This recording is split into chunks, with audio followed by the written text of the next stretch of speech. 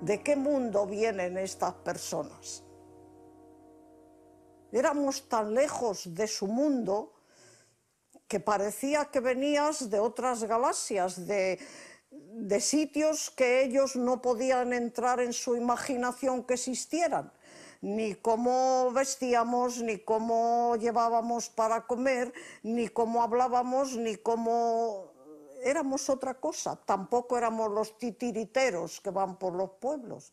Había otra relación, era otra cosa. Era como si algo de pronto que no se puede creer llegara a ellos y dijera, pues sí, creedlo que estamos aquí, venimos a ayudaros. Desgraciadamente fue tan poco tiempo que no sirvió de mucho. Entonces oías hablar de la miseria que había en el campo en España, pero yo no la había visto. Y entonces con las misiones tú veías a aquella gente que verdaderamente era la miseria. Y sobre todo hacer ver una cosa, que la cultura española no es la educación cristiana española, sino que es la cultura española. Es una educación civilizada en vez de una educación religiosa. Esas son las misiones pedagógicas. Acercar al pueblo al tesoro de sabiduría nacional. No precisamente que hagan novenas y que recen y que hagan tal. Es otra cosa. Es una educación ciudadana, una educación cívica.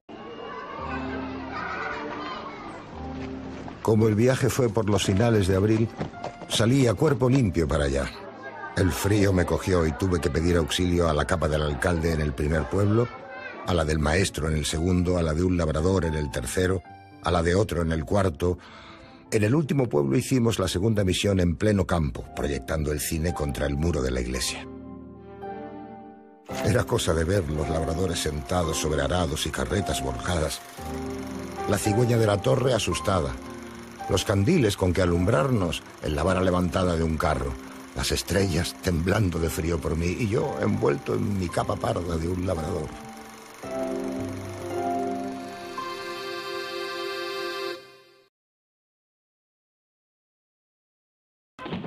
Había, digamos, elementos en los pueblos a los cuales disgustaban muchísimo las misiones pedagógicas. Claro que sí que había estos elementos. Los elementos que eran contrarios a que los campesinos aprendieran a leer y escribir. Hay testimonios del paso de la biblioteca por pueblos donde esto molestaba muchísimo. Que de repente a un campesino pues se le diera un libro de Calderón de la Barca o las poesías de Antonio Machado, o simplemente el hecho de que leyeran cosas que no controlaba el sacerdote, que no controlaba el cacique, que empezaban a leer estas cosas y luego iban a leer libros revolucionarios.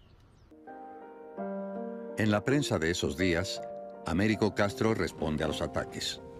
En su artículo Los dinamiteros de la cultura, acusa a la derecha de cerrar el camino que había abierto a la República, diciendo: tan criminal e insensato como hacer añicos la biblioteca de Oviedo o los tesoros de su catedral, es el intento de aniquilar las misiones pedagógicas.